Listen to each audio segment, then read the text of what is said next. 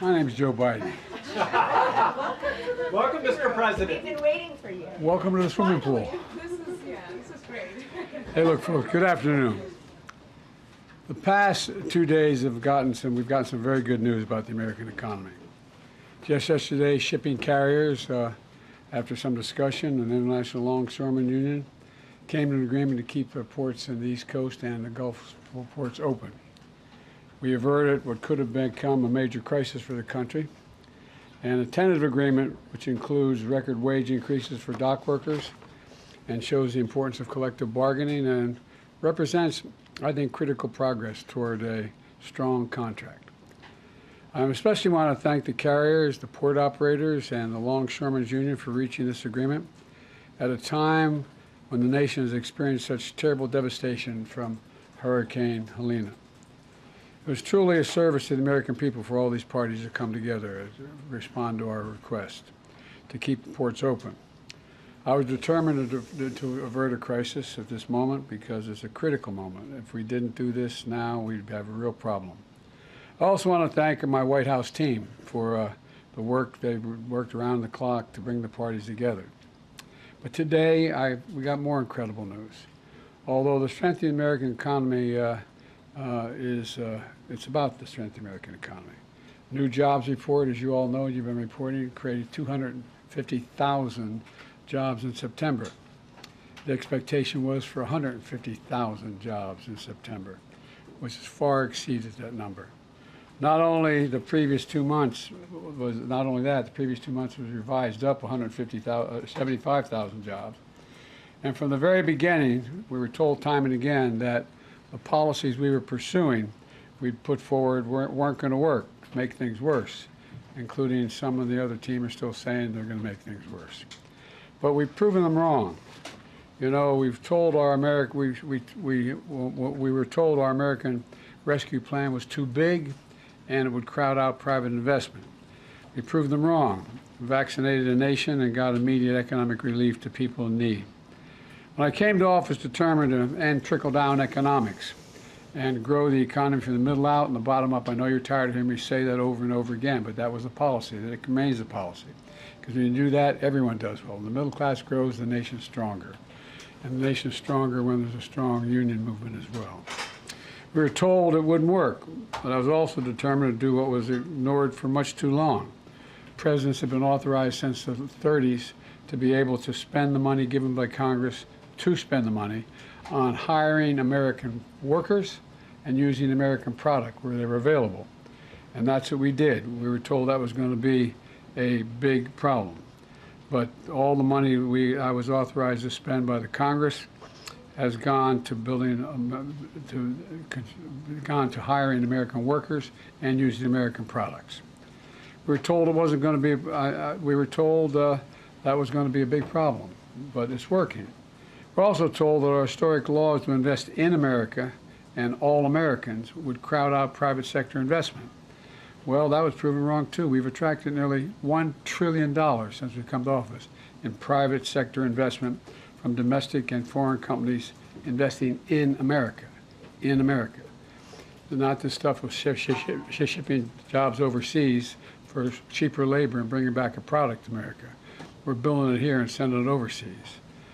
And look at the results across the board. Unemployment is down to 4.1%. And every month, in fact, that Vice President Harris and I have been in office, we've created jobs every single month. The nation has now created 16 million jobs since I've come to office, more jobs created in a single presidential term than any time in American history.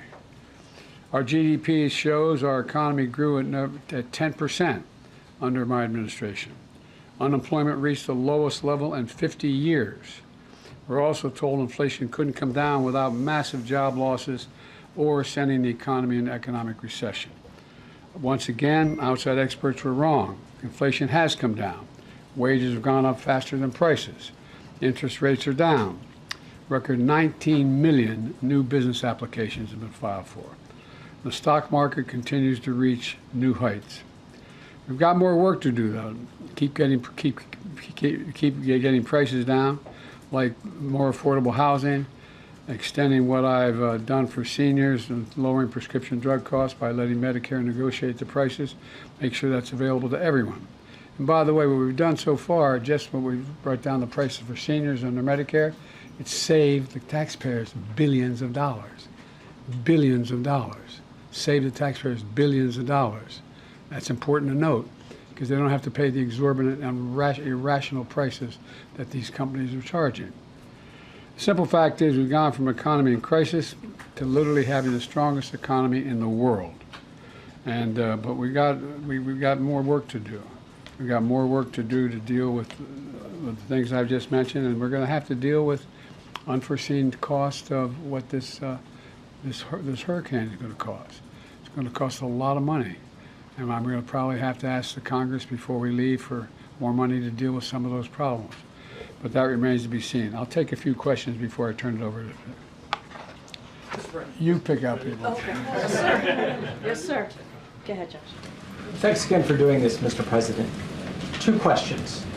The first, Florida Senator Marco Rubio described today's jobs report as having fake numbers.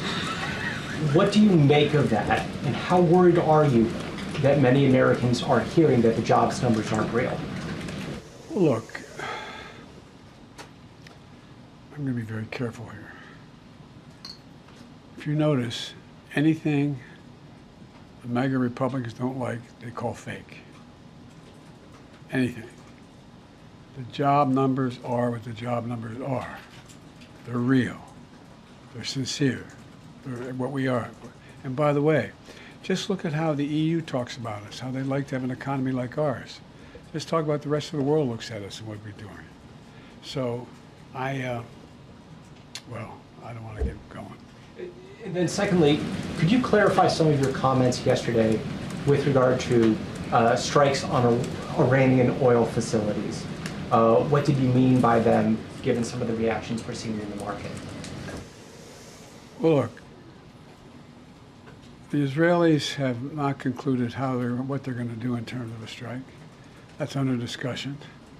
I think if I were in their shoes, I'd be thinking about other alternatives than striking oil fields. Good, Wisha. Thank you, Kareem. Thank you so much, Mr. President, for being here. This week, Senator Chris Murphy said it's certainly a possibility that the Israeli government is not going to sign any diplomatic agreement prior to the election, which is what you have been calling for so long, potentially to try to influence the result.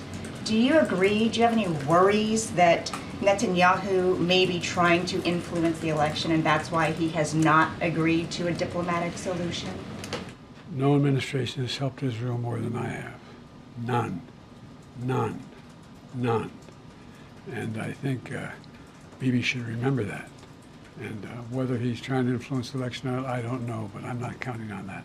You've said many times recently that you want to speak to him, that you plan to. No, I didn't say plan to. I didn't say want to. You don't want to? No, I didn't say that. You're making it sound like I'm seeking and then speaking. I'm assuming when they make the judgment of how they're going to respond, we will then have a discussion. Good. Thank you. Thank you, Mr. President, for being here. What are you advising the Israelis to do in terms of their retaliation to Iran? And at this point, you still haven't spoken to Netanyahu. Is it fair to say that you have little personal influence over what he decides to do? No. Look, our teams are in contact 12 hours a day. They're constantly in contact. I've already had my presidential daily brief. We've already had interface between our military, the diplomats. It's in constant contact. They are trying to figure out, this is high holidays as well. They're not going to make a decision immediately. And so we're going to wait to see when they want to talk. But over the past few months, they've consistently defied your administration's own advice. So do you believe that the Israelis are going to listen to the advice you're giving them? What I know is the plan that I put together received the support of the UN Security Council, the vast majority of our allies around the world, as a way to bring this to an end. Look, the Israelis have every right to respond to the vicious attacks on them, not just from the Iranians, but from the everyone from Hezbollah to Houthis to, anyway. And, but the fact is that they have to be very much more careful about dealing with civilian casualties. So how should they respond? You expressed concerns about attacks on Iranian oil facilities. How should they respond? That's between me and them. All right, we got to move on. Go ahead, Tam. The election is a month away. One, I'd like to know how you're feeling about how this election is going. And then also, do you have confidence that it will be a free and fair election and that it will be peaceful? Two separate questions. Very much. I'm confident it'll be free and fair. I don't know whether it'll be peaceful. The things that Trump has said and the things that he said last time out when he didn't like the outcome of the election were very dangerous. If you notice, I noticed that the vice presidential Republican candidate did not say he'd accept the outcome of the election. They haven't even accepted the outcome of the last election. So I'm concerned about what they're going to do. Are you making any preparations, getting security briefings related to domestic security? I always get those All right, briefings. we got to move on. Go ahead, Keila, and then we have to do a couple more. Hi, Mr. President. When are you considering imposing sanctions on Iran, and would you include oil in those sanctions? That's under consideration right now, the whole thing. I'm not going to discuss that out loud. And just on your comments yesterday on the port strike, you said, by the grace of God, it's going to hold. Is there any reason you think that this Well, there's more to temporary do. In a suspension? month from now, there's more to do in terms of everything from the whole notion of mechanization of the ports and the like. There's more to resolve. Go ahead, Daniel. Thank you, Mr. President. Last night you said that there's still a lot to do to avoid an all-out war in the Middle East.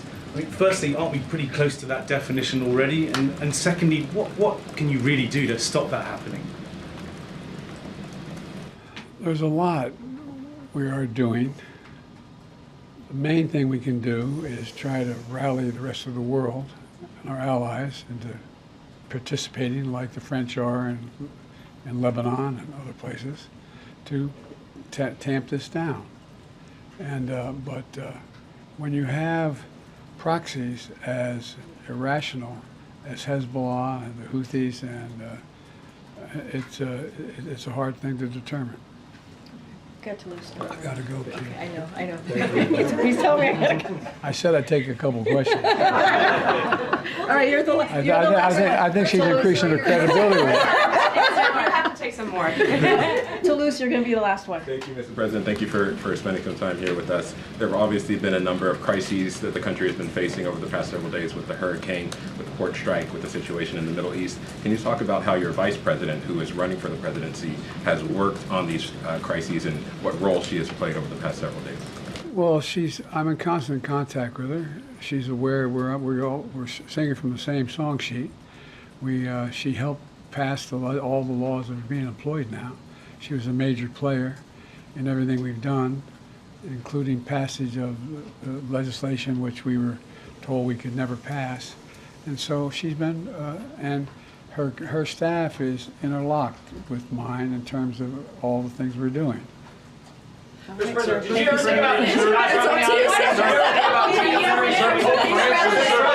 Totally up to you, sir. All right, go ahead. Yeah, Nandita, sir, no, sir.